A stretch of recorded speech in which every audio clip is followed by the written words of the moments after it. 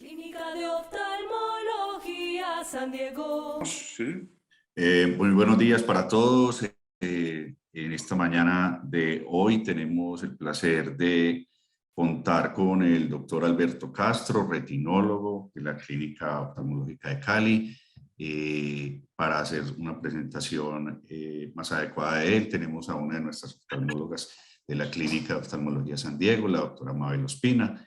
Bienvenidos.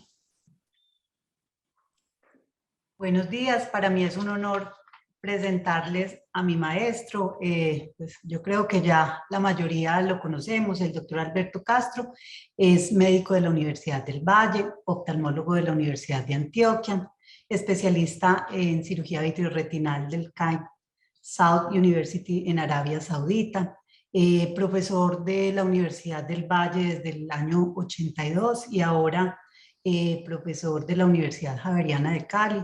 Él fundó el Fellow de Retina y Vítreo, por lo que del cual muchos nos hemos visto beneficiados en Medellín y en nuestra clínica. Está la doctora Luz Gloria Koch, está el doctor Sebastián, el doctor Turizo, estoy yo. Tenemos mucho que agradecerle al profesor. Adicionalmente fue gestor de la Clínica de Oftalmología de Cali, trabajó también en el Orbis liderando múltiples proyectos. Profe, muchísimas gracias por aceptar la invitación y bienvenido.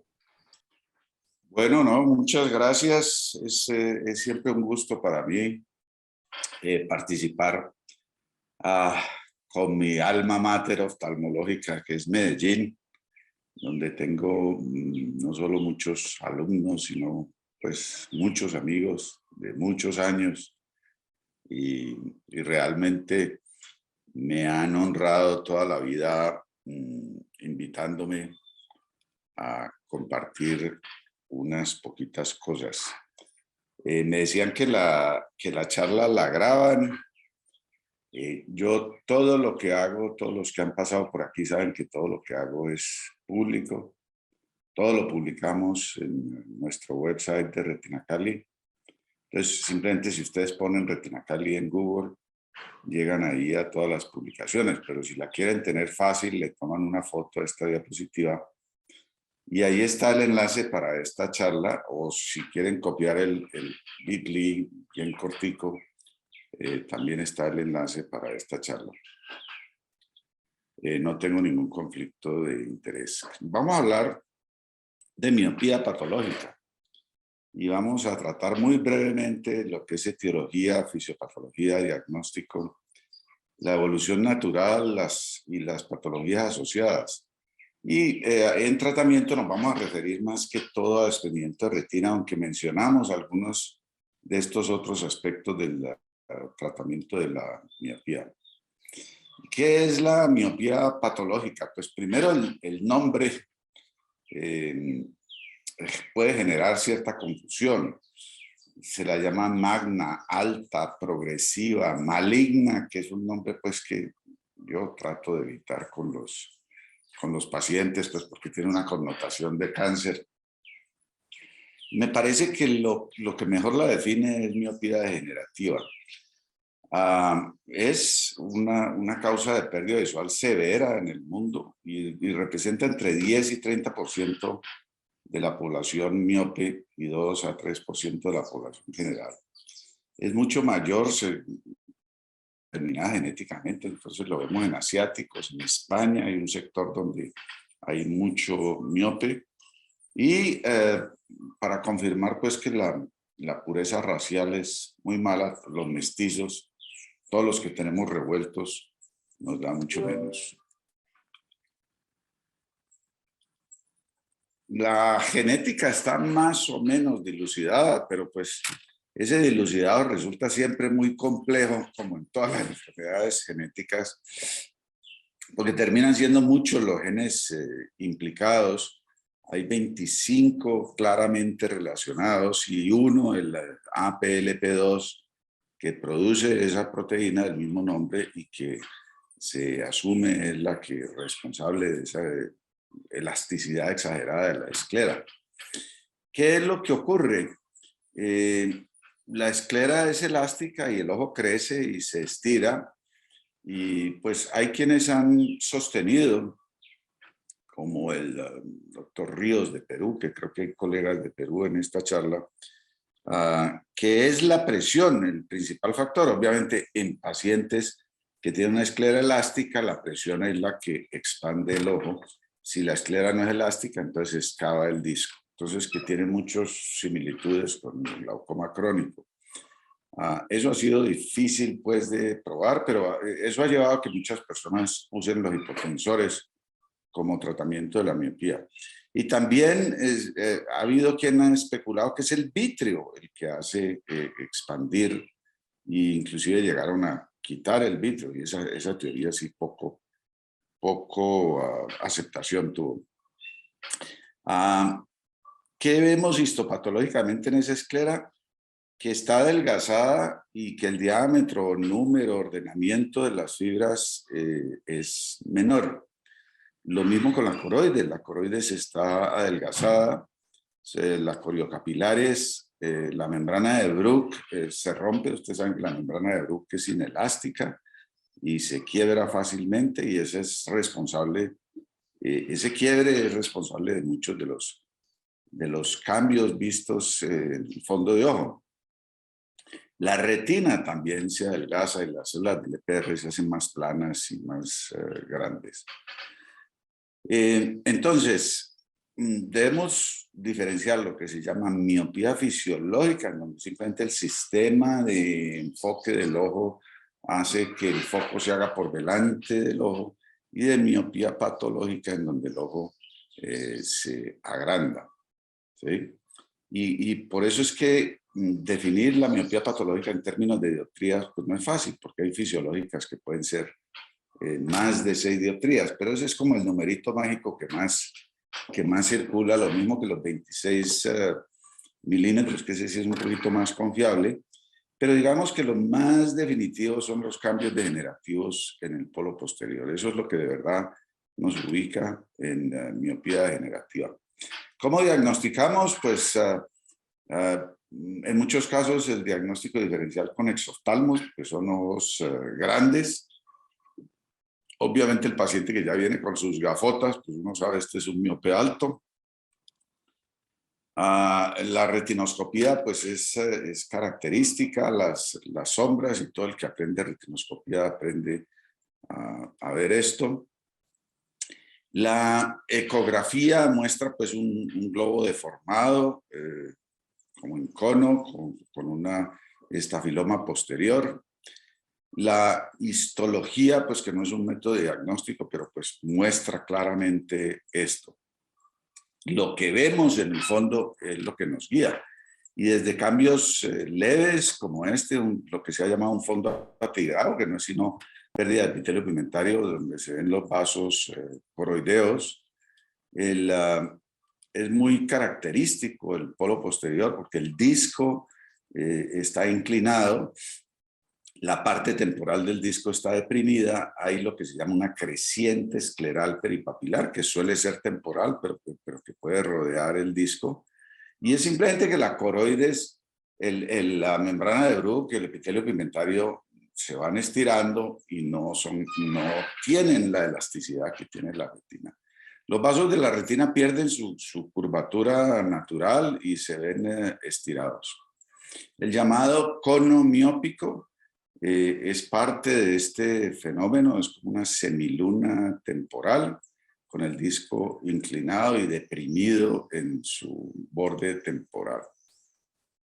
Aquí vemos varios aspectos o varias formas de presentación de la atrofia pigmentaria peripapilar, de la pérdida de la curvatura de los vasos.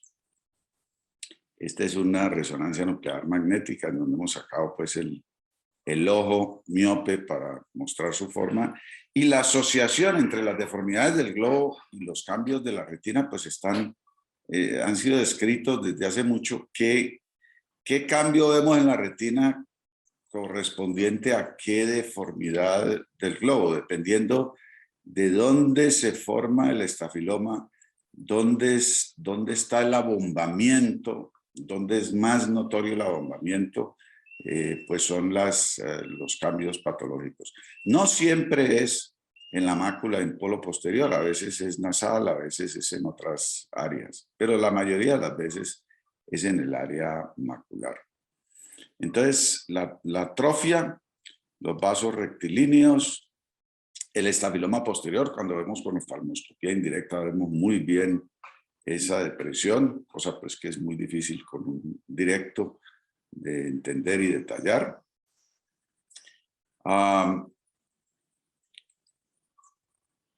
Ahí vemos más detalles y aparecen estas placas de huecos en el epitelio pigmentario y en la coriocapilar que se rompe y a veces sangra y presenta las características hemorragias que hay que saberlas distinguir de membranas vasculares, porque en estos sitios de ruptura también se forman membranas vasculares.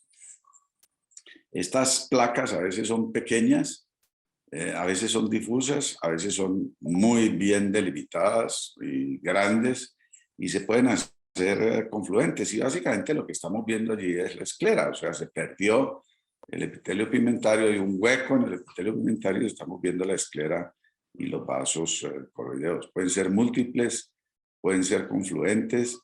Y siempre llama la atención en los miopes que ustedes vean esas alteraciones tan severas del polo posterior y a veces logran unas visiones muy razonables en el orden de 50, 40, a pesar de estar viendo un daño muy especial. Y entra otro actor aquí en el paseo, que es el vítreo. Y ese, si fuera a decir yo cuál es el centro de esta charla, es entender eso, que el vítreo en los miopes es muy distinto y por lo tanto nuestro acercamiento diagnóstico tiene que ser terapéutico, tiene que ser muy distinto.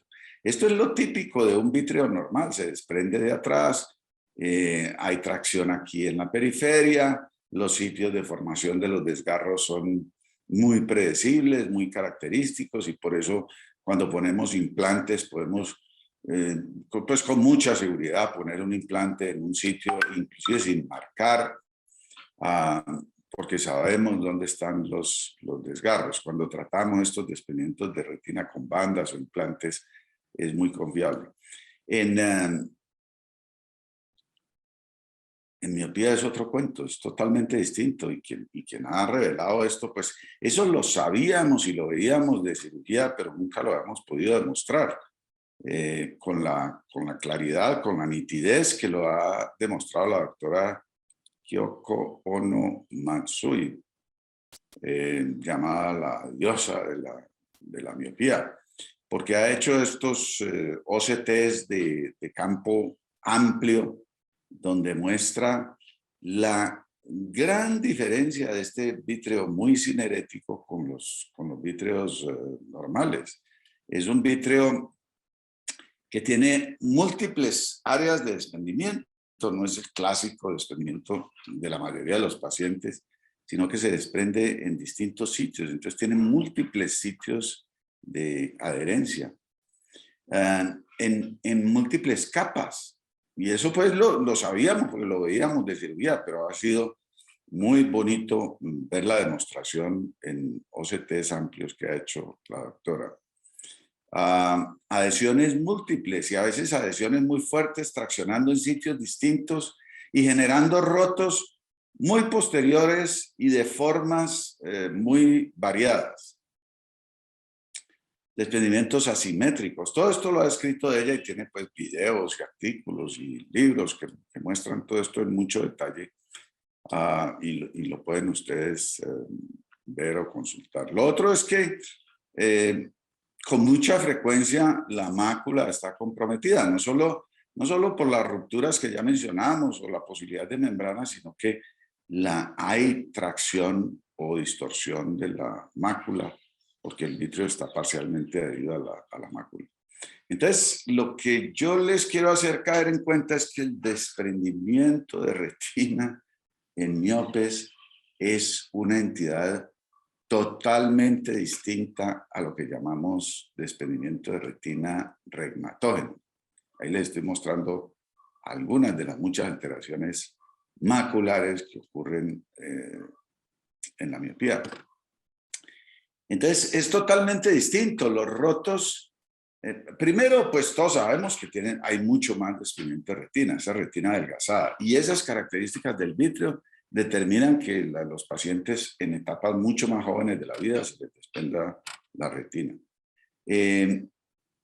Los rotos están en sitios muy variados, tienen formas muy variadas, y esto ha hecho que el pronóstico de un desprendimiento de retina sea mucho peor. Si ustedes leen todas las series que logran categorizar y separar los desprendimientos de retina, pues a eso les va peor. Y esa es la experiencia de muchos cirujanos de retina que sabe que cuando le llega un desprendimiento de retina, pues va a tener muchos líos.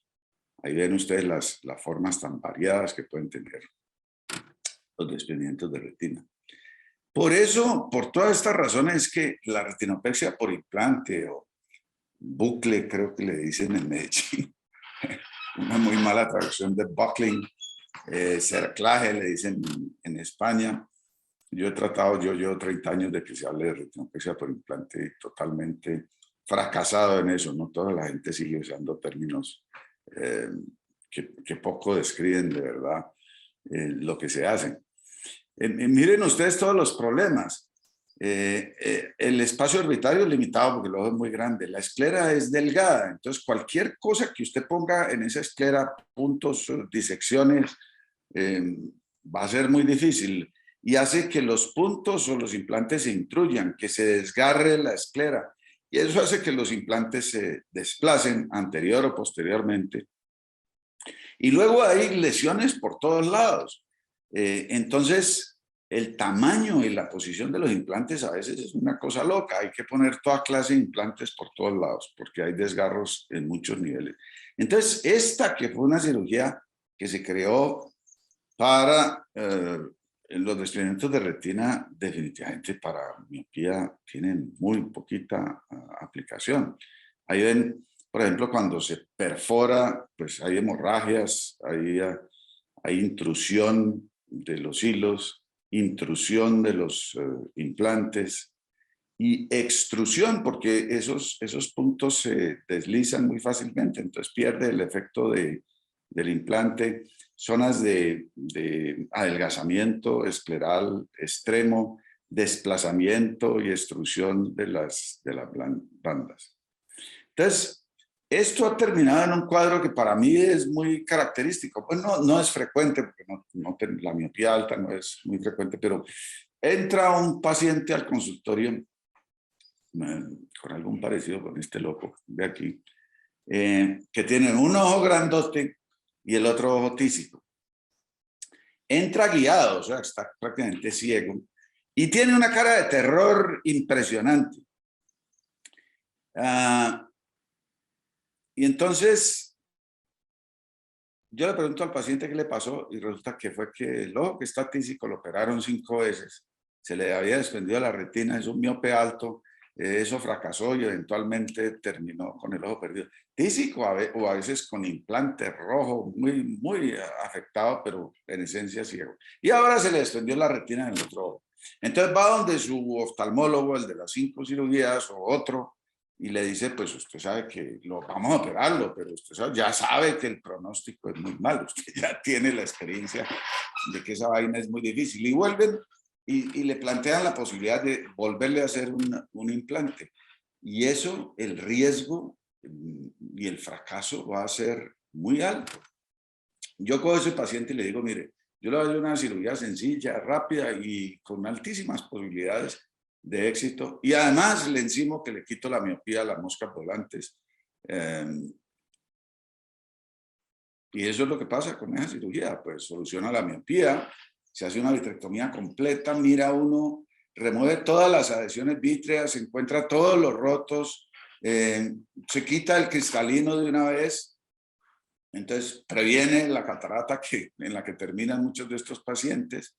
El control posoperatorio es muy seguro, muy fácil, porque el fondo se ve muy bien. Si llega a aparecer una lesión en algún momento del posoperatorio, es muy fácil de tratarla con un procedimiento de consultorio, una inyeccióncita de gas y láser. Entonces, un procedimiento totalmente distinto, ¿sí? La vitrectomía remueve todas las adherencias a todos los niveles, la visibilidad es perfecta porque usted ha quitado el cristalino.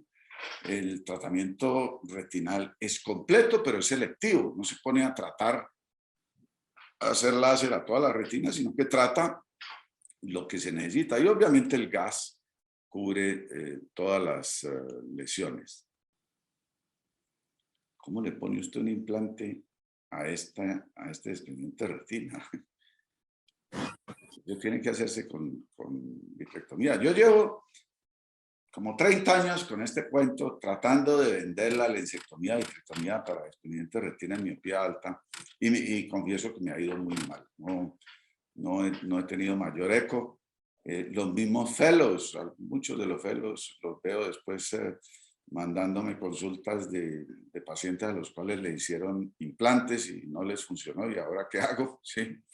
Pero recientemente estamos viendo cada vez más artículos como este que demuestran que a los pacientes les va mucho mejor con vitrectomía. Como les digo, no es que tengan muchos pacientes, pero porque no es una patología tan frecuente, pero para mí la evidencia era indiscutible. No habíamos hecho una revisión sistemática hasta hace poco, y entonces pues podía mostrar casos como este. Y 19 años después, paciente feliz de la vida, lleva 19 años viendo sin gafas, funcionando perfecto después de haber tenido un desprendimiento de retina. Entonces de aquí también se deriva qué hacemos en una miope alto que tiene catarata. O inclusive en el caso de que usted optara por una faca refractiva, que ya vamos a hablar de eso también. Pues ¿qué hace la mayoría de la gente? Le pone un lente en la bolsa, inclusive neutro, si para eso da el cálculo. Hay quienes ponen un anillo y tienen la certeza de que el anillo en la cápsula va a prevenir todos los problemas retinales. Yo no sé de dónde sale esa certeza y dónde está la evidencia, no la he podido encontrar, pero lo he oído en charlas. Pues usted pone un anillo de expansión capsular, solucionado todo. Como muchos de estos pacientes son relativamente jóvenes, pues se les va a opacar la cápsula, van a necesitar capsulotomía ya láser y su tasa de desprendimiento de retina es alta. Entonces usted entra a operar a un paciente que tiene un lente que no está haciendo ningún oficio, sino tapar y obstruir la visión, y que le dificulta mucho la cirugía. ¿Qué hago yo y qué recomiendo desde hace mucho? Si hacemos una FACO, si el paciente tiene riesgo retinal, la hacemos por pars plana, la lensectomía, vitrectomía por pars plana, se remueve el vítreo con endoluz y con toda la visibilidad y se trata y se previenen las lesiones retinales. Si la retina está muy sana, o sea, se puede ver muy bien la retina en el preoperatorio y el vítreo posterior está desprendido, lo cual no es frecuente, se puede hacer la faco anterior, una capsulotomía y vitrectomía. Aquí vamos a mostrar ¿cómo fue que hacía aquí? A ver.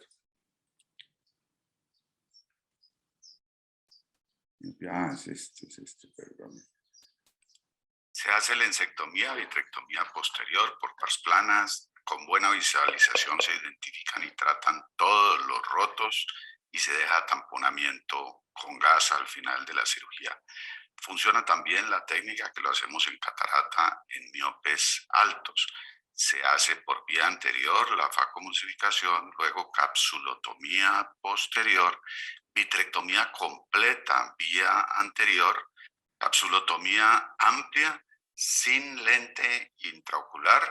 Puede revisarse la retina con indirecto o endoluz y este es el resultado final.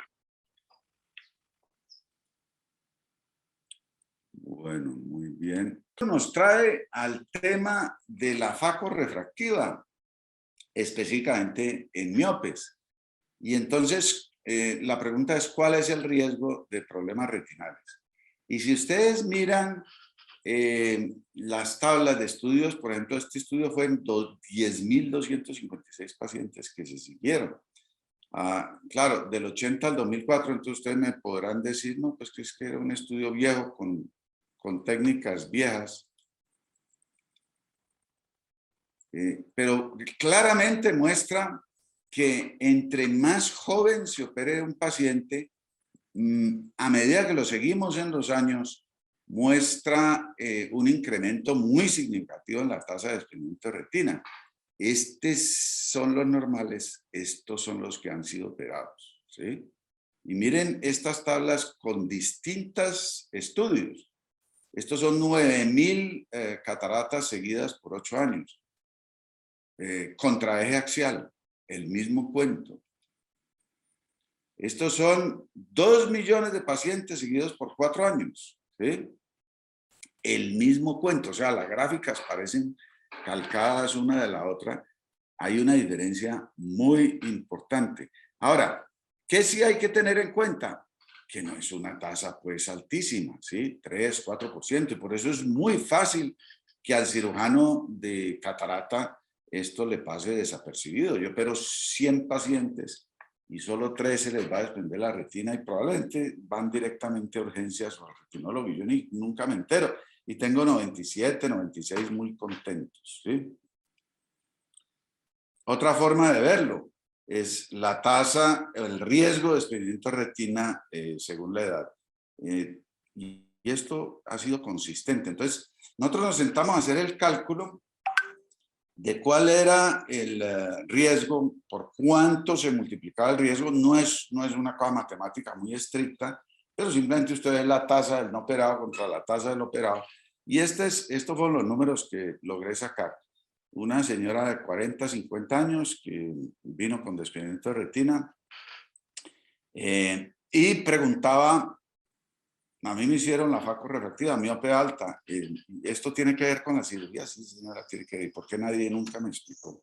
Otro señor entre los 50 y los 60 se le desprende la retina, no sabía qué era eso, no consultó, se demoró y el mismo cuento cuando llega, y a mí ¿por qué nadie me explicó? Y en cambio tienen este viejito, ya llegando a los 70, que ha pensado varias veces en un buen multifocal para liberarse de las gafas, y dice, no, yo como que me quedo quieto, aunque no es sino 5 lo que se multiplica. Entonces, si ustedes miran toda la literatura, y nosotros tenemos varias presentaciones y datos que corroboran esto, no hay duda de que el desprendimiento de retina se aumenta en todos los grupos, en hemétropes, en hipermétropes y en miopes, pero en miopes muchísimo más. Si usted se baja de los 60 años, se aumenta tremendamente la tasa de desprendimiento de retina. Si el paciente tiene una catarata, pues hay que operarla, hay que operarlo, y la recomendación que yo les doy para la cirugía es la que acabo de mencionar, la insectomía, vitrectomía. Pero si el paciente no tiene nada, 20, 30, y usted lo somete a una cirugía, pues no hay duda de que le está aumentando el riesgo. Y lo que yo planteo, mire, esta no es una discusión de retinólogos buenos y cirujanos refractivos malos, ¿no? Es una discusión de los que recibimos los pacientes complicados versus los que no se dan cuenta. Yo creo que muchos de los que hablan con cierta superficialidad del tema es porque no los ven, ¿no? Entonces, de lo que se trata es de que obtengamos la información. Y si ustedes usan el enlace, que lo voy a volver a mostrar ahorita, con una iniciativa precisamente de Mabel, creamos un registro. Y lo que queremos es saber la verdad. O sea, esto no es ideológico, esto no es que yo estoy en este bando, en este otro bando, sino saber la verdad, cuánto desprendimiento de retina tenemos en Colombia, inclusive los colegas peruanos, o sea, todo el que quiera participar, reporte, todo retinólogo reporte cada que vea un desprendimiento de retina después de faco refractiva. Toma más o menos 4 minutos leerse la guía y luego cada que llenan el paciente unos 20 segundos. Y podemos llegar a saber la verdad. Y yo insisto, no es que debamos prohibir la cirugía, sino informarle a los pacientes. A mí me consultan mucho para faco refractivo, los pacientes. Y yo les informo y les doy los numeritos. Invariablemente el paciente dice lo que yo he dicho para mí. No, yo más bien me espero. Yo no quiero aumentar mi riesgo de desprendimiento de retina. Entonces, yo termino haciendo poca faco refractiva, casi ninguna por debajo de los 60 años. Pero no porque yo no quiera, yo estoy dispuesto a hacerla y me interesa hacerla. Pero si le informo al paciente, le digo la verdad, pues muchos pacientes resuelven que no se la van a hacer.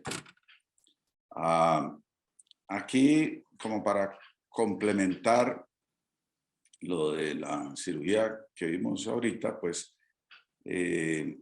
o la combinación de faco con vitrectomía, pues usted puede hacer una faco común y corriente, luego sigue con la vitrectomía, remueve todo el vítreo. Aquí sí es muy valioso. Yo no soy tan amigo de la triamcinolona ni de los colorantes, excepto en miopía, porque realmente todos los que vemos miopía con frecuencia nos damos cuenta de lo difícil que es ver. Y probablemente esa es la razón por la cual se hicieron implantes y muchos siguen haciendo implantes, porque no están entendiendo lo que pasa dentro del ojo, porque no se ve. Solo alguien como la ecografía de la doctora japonesa, pues los OCT de la doctora japonesa nos están mostrando de verdad lo que pasa. Entonces, es difícil de ver y inclusive intraoperatoriamente es difícil de ver. Estos son unas brillitas, unas banditas de vítreo que son significativas, son patológicas.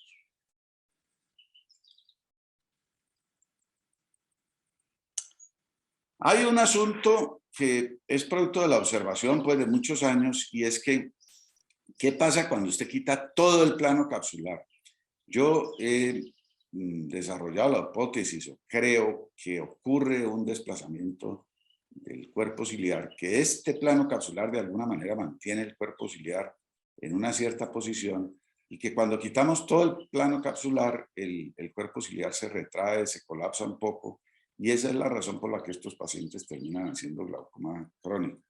Entonces, como los dejamos afáquicos, los dejamos siempre con un anillo capsular. Y la impresión es que tienen mucho menos problemas de presión. Esto es una impresión, es una hipótesis, no lo tengo corroborado, pero cuando empecé quitaba todo el anillo capsular, hoy en día siempre dejo un plano capsular. ¿Qué otras cosas se han hecho para miopía o qué otros tratamientos se han considerado o se han utilizado en miopía? Pues está, por un lado, la compensación óptica, los esfuerzos para parar el crecimiento, compensar el crecimiento, y estos han sido quirúrgicos, farmacológicos y ópticos, y vamos a mencionarlos brevemente. El primero es Fukala, una compatriota polaco, por allá a finales del siglo XIX, comenzó a hacer, y lo que él hacía era una decisión, era una cosa pues, que hoy en día nos parecería macabra, pues simplemente le hacía un rayón al cristalino, esperaba que se pusiera blanca, se hidratara, y luego entraba y se chupaba eso, y claro, tenía unos resultados maravillosos. Pacientes que miopes altos de un día para otro pues estaban viendo, y eso lo publicó y le cayó encima la comunidad oftalmológica,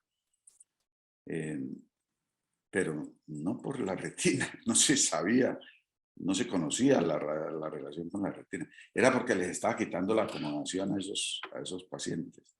Inclusive Fox le cayó y le dieron mucha madera, pero él siguió, él fue muy terco con su procedimiento y lo siguió haciendo y lo publicitaba y se hizo famoso, y iban miopes de toda Europa, y entonces Fucala fue en esa época, pues generó una discusión muy grande. Eventualmente Fox dijo, no, sí, el procedimiento es bueno y vale,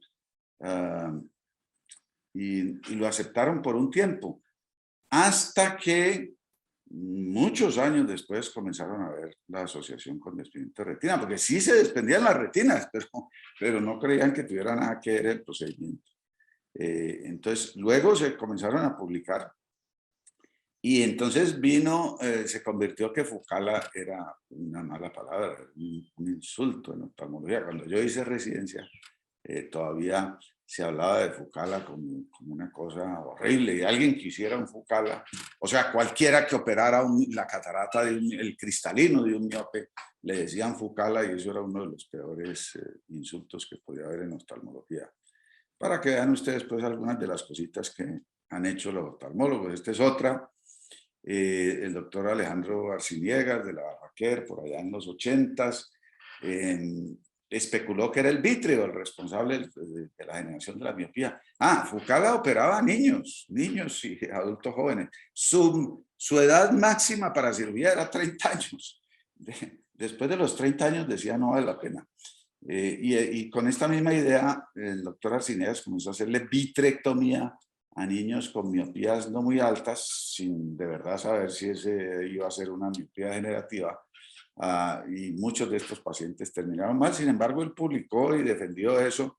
Obviamente eso no cogió ninguna fuerza, pero para que vean ustedes hasta dónde puede llegar. Otro pues fue Fyodorov con su queratotomía radial, y eso, el mismo Fyodorov y otros decidieron expandir la queratotomía radial a todo lo que diera. Y yo llegué a ver esto, pues 32 incisiones córneas sumamente planas, y algunos pacientes hasta contentos con el resultado, pero pues esas son unas córneas sumamente inestables, muy problemáticas en el largo plazo, y un verdadero lío cuando eventualmente el paciente hace catarata. Pues eso no lo cuadra a nadie, esas córneas en ese estadio, y se han diseñado cirugías para tratar de compensar eso.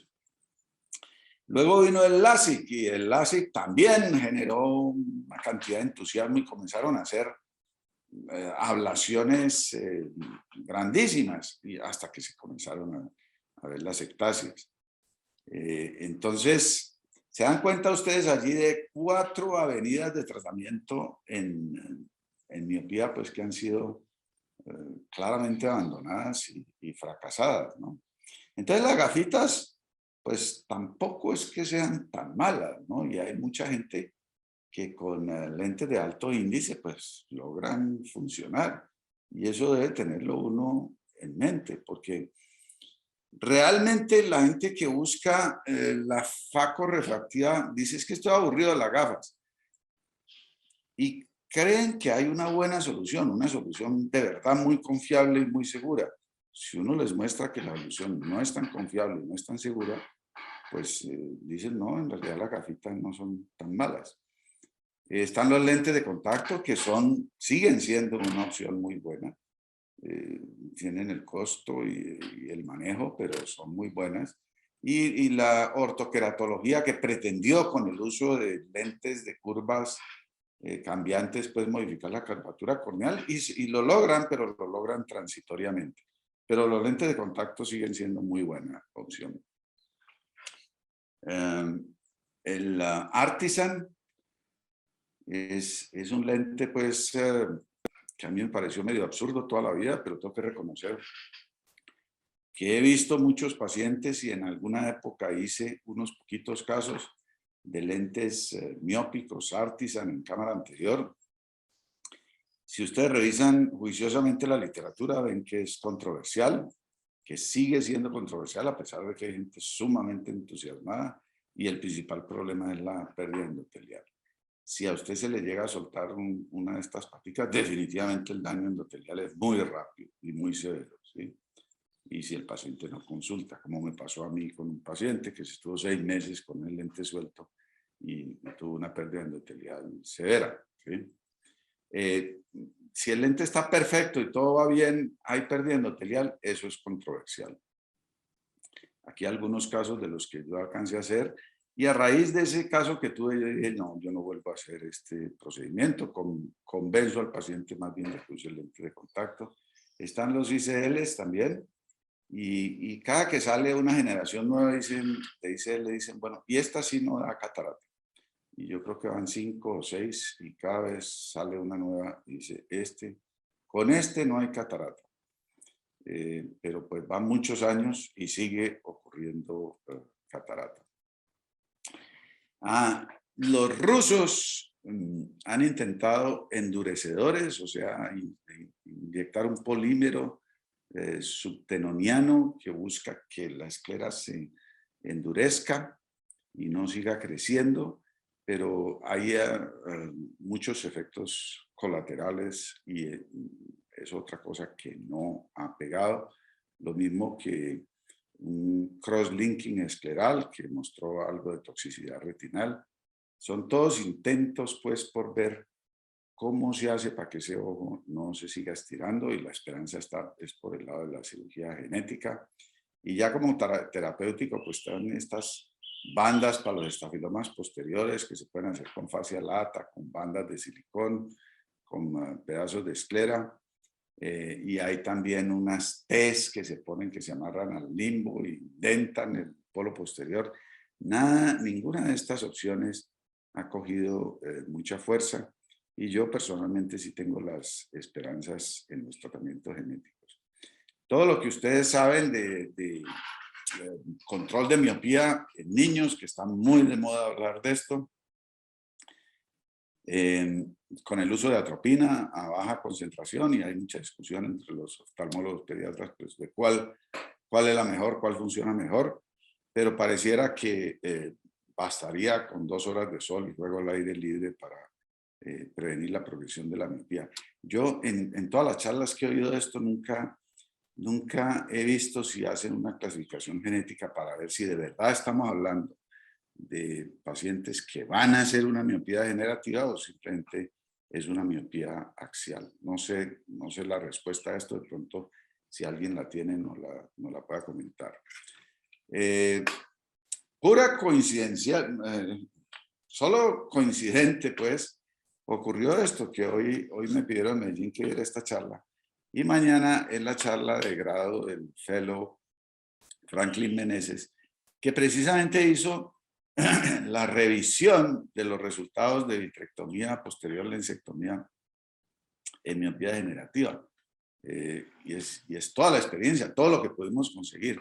Y mañana a las 7:30 de la mañana, y ahí está el enlace, si no, en Retina Cali consiguen el enlace en la parte de educación de Retina Cali, al que tenga interés de ver estos resultados. No lo voy a chiviar, solo les digo que yo no había hecho la revisión sistemática de la experiencia, y lo que muestra Franklin es que lo que les he dicho es cierto. De nuevo les pongo aquí para que le tomen una foto los que quieran el QR para ver esta charla, o el enlace para Retina Cali, ver la charla de mañana. Y lo otro es el registro. Quiero mostrarles el registro, muy sencillo, está ahí en la página de Retina Cali. Esta es la página en donde ustedes, si usan el QR, pues ahí está la charla y está el registro.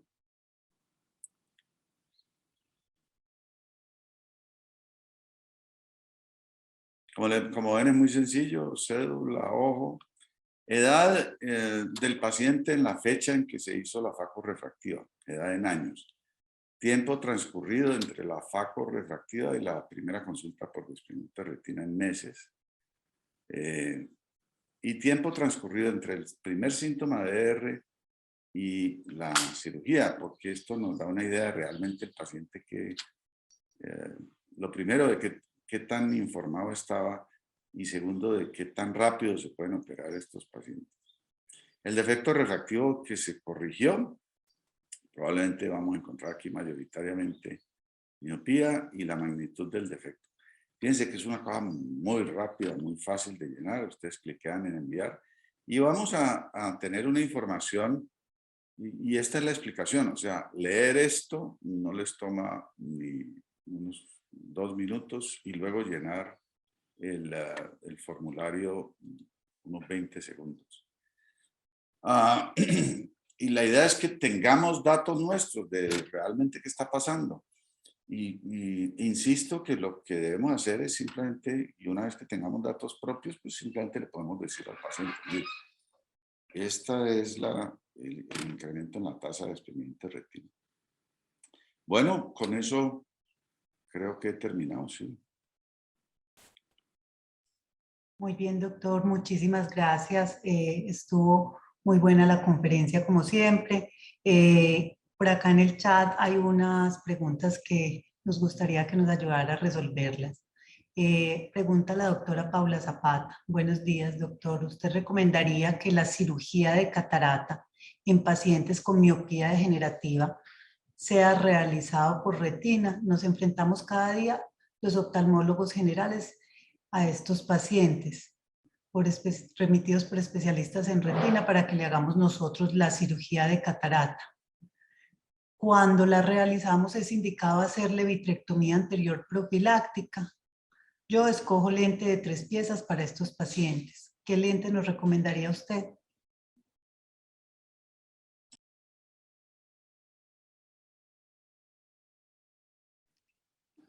No se oye. Como les dije, este es un tema controversial en donde los puntos de vista que les he expuesto de cómo manejar la catarata en un miope alto, de cómo manejar el desprendimiento de retina, no son la corriente general. O sea, los retinólogos, la mayoría, no están de acuerdo con lo que yo he dicho del manejo del desprendimiento de retina. Y desde luego los cirujanos de catarata no están de acuerdo la mayoría con el manejo que he propuesto. En muchos sitios, la división anterior-posterior es muy marcada. Hay una línea, hay un muro, pues un muro de Berlín entre los cirujanos anteriores y los posteriores y no se invaden los territorios. Yo he sostenido que eso es una división artificial que no tiene ningún sentido. Y de hecho, el fellow, como yo lo comencé y con la idea que lo comencé, era fellow de cirugía intraocular. Y yo creo que esa debe ser la especialidad, cirugía intraocular. Una vez que usted entra al ojo, tiene que entender el interior del ojo y manejarlo. Entonces, pero esa es una corriente que es minoritaria. La mayoría de la gente sigue con esas divisiones claras entre segmento anterior y posterior. Entonces, la mayoría de la gente no va a estar de acuerdo con esto que digo yo. Yo creo que la cirugía, o sea, lo que yo hago es cuando el cálculo me da entre -3 y +3, no pongo lente intraocular, dejo el paciente afáquico. Y como les decía, si hay problemas retinales, entro por pars plana, hago la ensectomía, vitrectomía por pars plana, dejando un anillo capsular, quitando la cápsula posterior, dejo esa cavidad vítrea limpia, libre, trato y hago prevención de la retina. Si no hay nada en la retina y el vítreo posterior está desprendido, entonces hago la faco, luego hago capsulotomía posterior, luego hago vitrectomía vía anterior de todo el vítreo y de esa manera quito las moscas volantes, prevengo, trato la miopía. ¿Sí? Eso es lo que yo recomiendo. ¿Qué tan popular es eso? Muy poquito. Si usted se pone a hacerlo, ¿qué tantos problemas va a tener? Pues mucha oposición, mucha gente que no le parece que ese sea lo correcto. Como les dije, la gran mayoría de los cirujanos de catarata y de los que hacen faco refractiva, hacen faco solamente. Si el cálculo le da 0, ponen un lente neutro, porque con eso van a prevenir el desprendimiento de retina.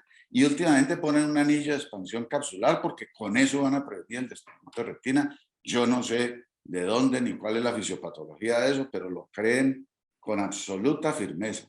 Si usted pone un anillo y pone un lente neutro, solucionados los problemas de retina de los miopes.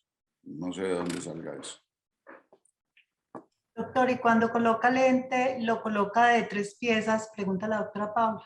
Sí, me es relativamente indiferente. Si yo pienso por las características de la catarata, y eso pues en todas las cataratas, que tengo alto riesgo de tener complicaciones, prefiero un lente de 3 piezas porque en últimas pues usa uno el apoyo capsular.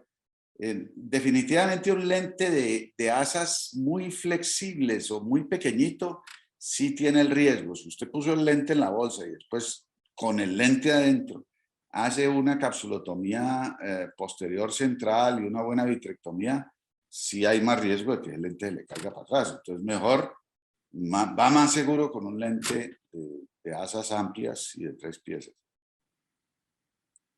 Bueno, doctor, tenemos otra pregunta del doctor Eduardo Rojas. ¿El riesgo incrementado de desprendimiento de retina debido a facorrefractiva incluye a todos los miopes o solo a los miopes altos? No, yo creo que es válido para todos los miopes, para los hemétropes y para los hipermétropes. Nosotros, pues sí, no lo metí porque se me estiraba mucho la cosa, pero en la charla de facorrefractiva y riesgo de miopía, tengo una revisión que hicimos de 67 desprendimientos de retina que ocurrieron en un periodo de tiempo. Miramos los desprendimientos de retina pseudofáquicos, ¿sí? Y de esos, el 60% habían sido operados antes de los 60 años, en nuestra estadística. De todos los desprendimientos de retina pseudofáquicos, más de la mitad habían sido operados antes de los 60 años. Eso ya le está diciendo mucho porque el desprendimiento de retina espontáneo aumenta con la edad. Y aquí eran mucho más antes de los 60 años. ¿Sí? De esos menores de 60 años, el 80% eran miopes, pero el 20% eran hemétropes, o sea, habían sido operados por presbicia o por hipermetropía. Entonces, no es que si yo solo opero hipermétropes, entonces ya también esa es otra fórmula mágica para liberarme del desprendimiento de retina. Probablemente es menor que en los miopes, pero es... Y un dato que sorprendió a Mabel, y Mabel me decía, no puede ser. Y yo también lo pensé, no puede ser, pero pues uno saca los datos para sacarlos como son, no como cree que deben ser. Porque la impresión que yo tengo es que hoy en día en cirugía de retina nos va muy bien y obtenemos resultados muy buenos y recuperaciones visuales muy buenas. Pero en ese trabajo de desprendimiento de retina pseudofáquico, encontramos que pegamos el 100% de las retinas, todas pegaron, pero que el promedio de visión de los pacientes, promedio, era 20/300.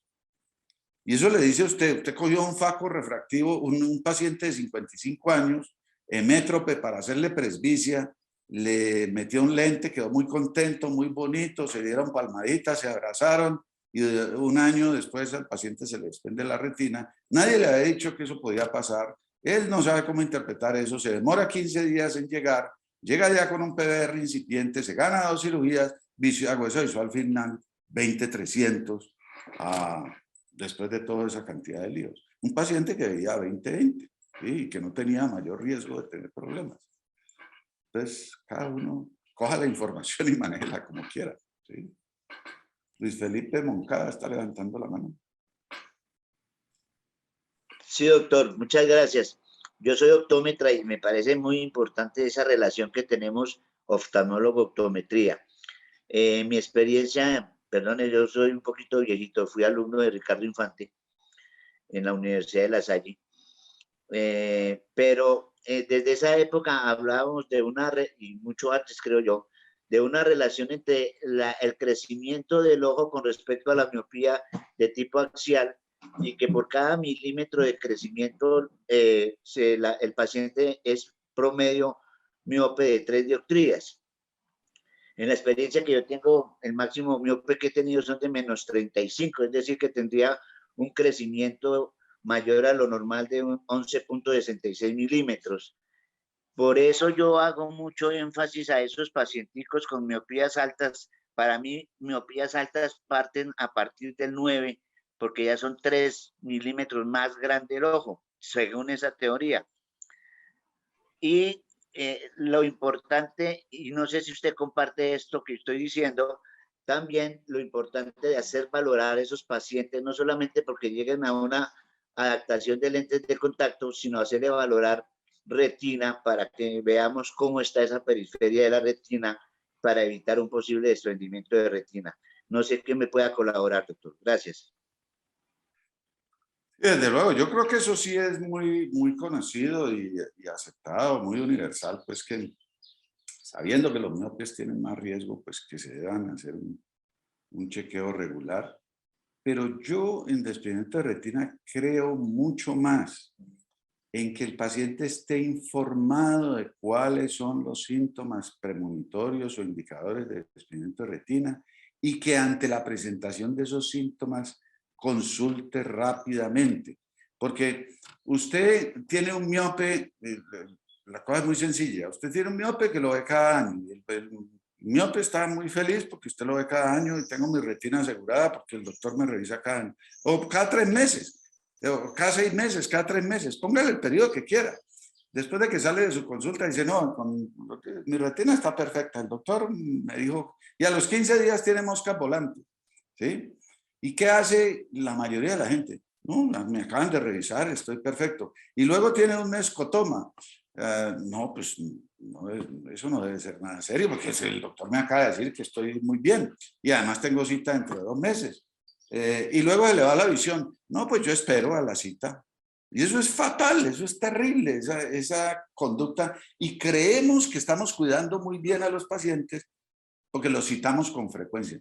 Yo creo que ahí hay un torcimiento muy grave de la forma como prevenimos enfermedades. Entonces, para mí lo más importante es informarle al paciente y que luego, cuando el paciente tenga la mosca volante, la fotopsia, el escotoma, lo que sea, y llame, encuentre entrada a mi consultorio, ojalá ese mismo día o al día siguiente, porque si el paciente llama y le dicen las citas están para dentro de 3 meses, pues se jodió, no tiene una posibilidades de tener éxito en la retina. Entonces, sí, chequearlos una vez al año, una vez cada 6 meses, lo que usted quiera, pero mucho más importante, infórmele del riesgo. Y todos los miopes ven moscas volantes, entonces hay que decirles, es un aumento de las moscas volantes, ¿sí? Y lo otro sobre chequeo de la periferia, no es solo la periferia es importante en la mayoría de los normales, pero es que los miopes hacen rotos por todos lados, de la mácula, en las arcadas, por todos lados. Entonces, chequear el fondo, idealmente chequear el vítreo. Hoy en día tenemos OCT, tenemos ecografía. Entonces, ser muy cuidadosos en entender qué está pasando con el vítreo en los miopes. Y ese debe ser el determinante también de qué tipo de cirugía hacemos, ¿sí? Si yo tengo un miope que tiene unas adherencias fuertes al polo posterior, le hago solo una cirugía de catarata, ese paciente va a terminar con un agujero macular, con un desgarro posterior. Bueno, doctor, por aquí tenemos otra pregunta del doctor Juan David Bravo. Muchas gracias, excelente charla. Una pregunta, la opacificación de la cápsula posterior residual, que tanto dificulta la visualización de la periferia posteriormente, ¿cómo la maneja? Pues yo no lo manejo porque yo la quito. ¿Sí? Lo que yo recomiendo es, en un miope, haga vitrectomía y quite la cápsula. Así ponga un lente, hace una capsulotomía instrumental posterior amplia y eso le va a permitir una visión. Pero pues ustedes saben que entre más joven se opere un paciente, más posibilidades hay de opacidad de la cápsula. Entonces, Pero todas esas facos refractivas van a terminar con opacidad de cápsula. Cuando hagan opacidad de cápsula, van a requerir jack láser. Cuando hagan jack láser, se sube la tasa de desprendimiento de retina. Y si es miope, pues todo eso se multiplica por mucho más. Entonces, doctora, es la cápsula anterior. la cápsula anterior. Me Ah, imagino yo que serán los pacientes que deja el reborde en los que deja áfacos, pues, pienso yo. no, porque es un reborde. No, esos pacientes, ustedes vieron las fotos, les ve el fondo perfecto. O sea, usted hace una rexis ampliecita. En los miopes yo hago una rexis ampliecita, 6 milímetros. Y luego quitando la posterior, no, eso la visibilidad no es ningún problema. Si uno hace la cirugía, pues no esas rexis chiquiticas pues que se contraen y forman un anillo, no. Es el propósito de la cirugía en un miope es tratar la retina, prevenir los problemas retinales. Ese es el propósito fundamental y yo creo que a eso deberíamos estar centrados. De acuerdo, y cuando uno hace una rexis amplia, si el lente se coloca en el back, pues normalmente queda estable, entonces pues yo también hago rexis amplia. Doctor, aquí hay una pregunta del doctor Pablo Carrero, yo no sé si él está en estos momentos en la sala. A mí no me quedó muy clara la pregunta, pero se la voy a leer y si no que el doctor nos explique. Buenos días, megalopapila unilateral con astigmatismo bajo a los 14 años. ¿Cuál es el tratamiento, seguimiento, exámenes complementarios? ¿Qué pronóstico tiene? No, pues yo no sé que haya un tratamiento específico y pronóstico, pues habría que conocer todos los detalles de la historia, visión, ¿no? Pero no, tratamiento específico para eso no hay. No. Bueno, y finalmente, pues aquí hay muchos agradecimientos y saludes por parte del público. El doctor Atencio, gran charla, profe, felicidades. Nos vemos en Paco Caribe. El doctor Bravo le deja un saludo, el doctor Marcos Restrepo, Raúl Zavala, la doctora Clara Londoño, Marta Muñoz, y pues de antemano le agradecemos, doctor, por habernos acompañado, por habernos dado esta conferencia que realmente es supremamente buena e ilustrativa para todos. Muchas gracias a todos por haberme aguantado una hora y por las preguntas y comentarios. Y siempre es un placer estar con todos ustedes. Listo. Muchas gracias.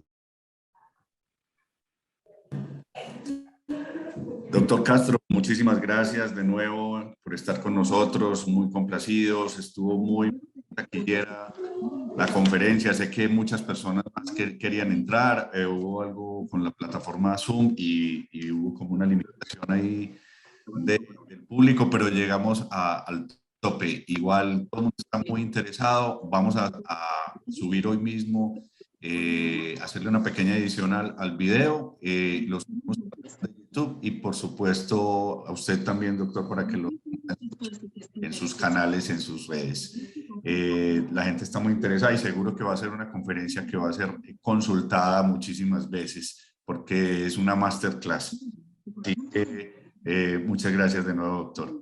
Y a todos los invitamos ya para la semana de Pascua, para el 21 de abril. Seguimos en nuestro ciclo de conferencias de retina y esta vez el doctor Javier Buenaventura, tecnólogo de la Clínica de Oftalmología San Diego, nos va a hablar sobre indicaciones de exámenes diagnósticos en imágenes de retinología. Entonces, que tengan todos un gran día y muchísimas gracias.